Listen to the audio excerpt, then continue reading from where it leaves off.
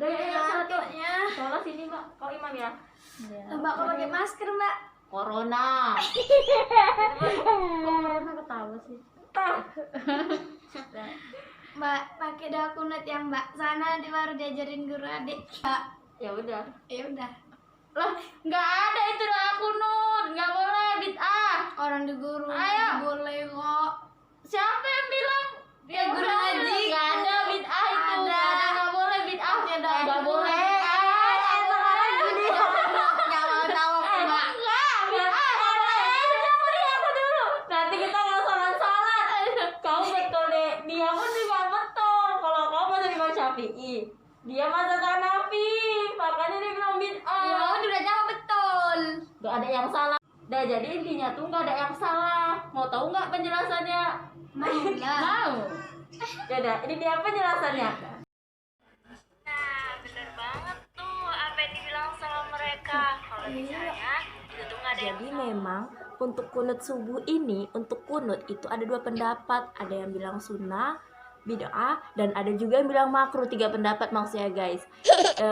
Sunnah itu bagi mazhab Imam Syafi'i, bid'ah itu mazhab Imam Hanafi, dan makruh itu mazhab Imam Hambali. Nah, masing-masing mereka juga punya dalilnya nih. Tapi sebelum itu kita harus tahu apa makna kunut itu.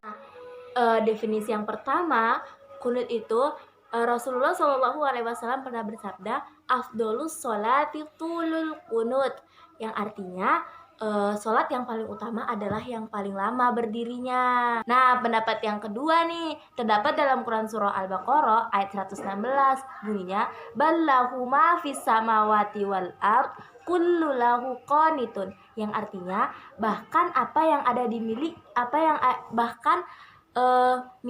apa yang ada di langit dan di bumi itu semua tunduk kepadanya. Nah, pendapat yang ketiga nih guys, ada dalam Quran surah Ali Imran ayat 43. Bunyinya, ya Maryam kunuti li rabbika wasjudi warka'i ma'ar raki'in. Wahai Maryam, taatilah Tuhanmu, sujud dan rukulah bersama orang-orang yang ruku. Nah, kemudian pendapat yang keempat, dalam sebuah hadis Sahih Bukhari dan Muslim telah diriwayatkan dari Zaid bin Arqam telah mengatakan, dulu kami ketika sholat berbicara satu sama lain sampai turun ayat hingga memerintahkan kami untuk diam. Nah, kemudian dalam kitab Imam An-Nawawi telah dikatakan bahwa kunut itu memiliki banyak artinya. Namun yang paling populer itu adalah makna dari kunut itu sendiri adalah doa.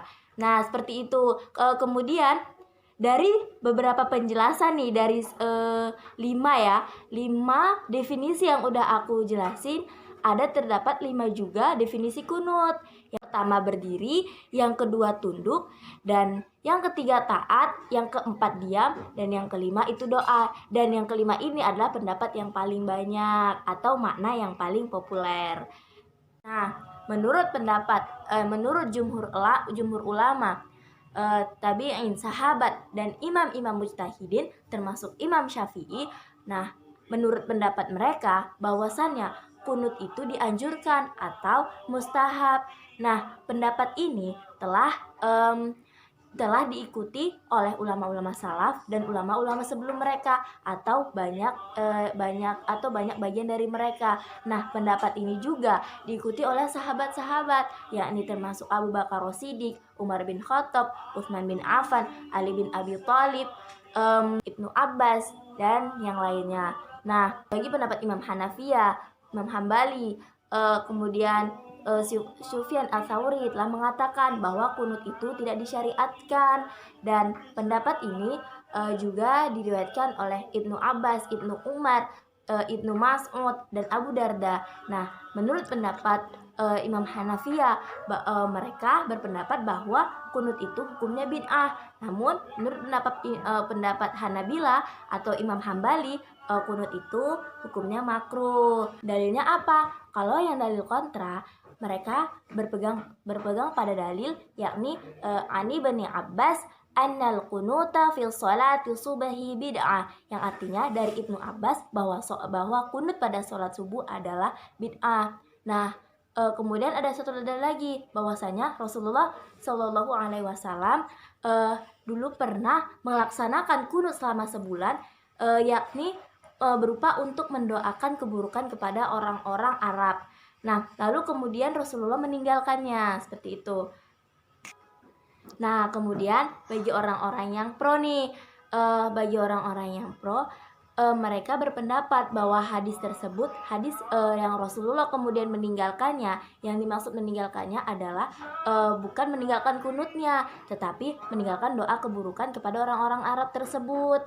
Juga mereka berpendapat bahwa hadis tersebut maksudnya Rasul meninggalkan kunut di selain sholat subuh. Nah, kemudian kalau tadi yang dalil kontra dua, dalil pro-nya ada dua juga nih. Bagi mereka hadis Ibnu Abbas, hadis itu sifatnya adalah dhaif jiddan, yang artinya sangat lemah. Hadis ini telah diriwayatkan oleh Al-Baihaqi dari riwayat Abu Al-Kufi. Beliau berkomentar, katanya hadis ini tidak sahih karena abilailah matruk atau tidak diambil riwayatnya. Nah, kemudian mereka mendapatkan riwayat dari Ibnu Abbas itu sendiri bahwasanya dia telah melaksanakan kunut pada kunut subuh seperti itu. Nah, itu untuk definisi dan dalil-dalilnya. Kemudian untuk tata caranya gimana kalau kita mau menggunakan kunut? Nah, tata caranya seperti biasa yang diajarkan oleh guru ngaji kalian, yakni berdiri, menadahkan kedua telapak tangan. Namun kesalahannya biasanya kan mengadakan kedua telapak tangan. Kesalahannya kita tidak mengusap wajah, artinya kita hanya menadahkan telapak tangan. Kemudian ketika selesai membaca doa kunut kita langsung sujud. Nah, untuk bacaannya gimana? Untuk bacaannya kita membaca doa kunut, sebenarnya kunut itu bacaannya bebas, apa saja yang baik, apa saja yang ingin kita doakan. Namun yang biasa kita pakai dalam kunut subuh adalah Allahumma inni fiman hadait wa afini fiman afait wa tawallani fiman tawallait, dan seterusnya. Nah, disyariatkan, dianjurkan bahwa setelah membaca doa kunut hendaknya kita bersalawat kepada Nabi, seperti ujungnya astaghfiruka wa atubu ilaik wa sallallahu ala sayyidina Muhammadin wa sallallahu ala sayyidina Muhammadin wa ala alihi washabihi wasallim. Nah, seperti itu. Terus itu untuk yang kunut subuh, teman-teman. Seperti yang saya bilang tadi bahwa kunut itu ada dua. Nah, yang kedua ini adalah kunut nazilah. Kunut nazilah ini biasanya digunakan Rasul ketika ada bencana terhadap kaum muslim. Sekarang kan ada bencana pandemi corona, bisa gak menggunakan kunut? Bisa saja, karena kunut itu sifatnya untuk mendoakan suatu hal yang baik-baik ataupun yang buruk-buruk. Nah, kunut nazilah ini Rasul juga sering menggunakannya. Ada juga dua pendapat. Menurut pendapat mazhab Imam Syafi'i, Imam Hanafi, Imam Hambali, bahwa kunut nazilah ini hukumnya adalah sunnah. Namun berbeda pendapat dengan Imam Maliki. Menurut pendapat Imam mazhab Maliki, kunut nazilah ini sifatnya makruh. Beliau berpendapat bahwa kunut tidak disunahkan kecuali pada sholat subuh. Nah, untuk bacaannya gimana? Nah, sama seperti kunut subuh, bacaan kunut nazilah itu bebas, apa saja yang ingin kita doakan. Nah, seperti itu teman-teman mengenai kunut. Semoga apa yang dapat saya sampaikan bermanfaat buat teman-teman semua. Kemudian pesan dari dosen saya bahwasanya ketika kita melihat perbedaan, kita jangan langsung menyalahkan, karena kita juga tidak tahu sebenarnya itu gimana, karena yang Maha Tahu adalah Allah Subhanahu wa taala. Jadi ketika kita melihat perbedaan, maka kita hargai dan menghormati. Nah, semoga bermanfaat buat teman-teman. Ingat bahwa perbedaan itu dicintai oleh Allah, tetapi perpecahan itu sangat dibenci oleh Allah. Untuk itu, meskipun berbeda, kita jaga ukhuwah kita. Sekian dari saya. Saya mohon maaf atas kesalahan dalam pengucapan ataupun acting yang tadi. Itu bukan bermaksud ngegas ya, tapi memang logat kami kayak gitu karena kami orang Medan. Nah, sekian dari saya. Terima kasih sudah menonton video ini. Jangan lupa like, comment, and subscribe.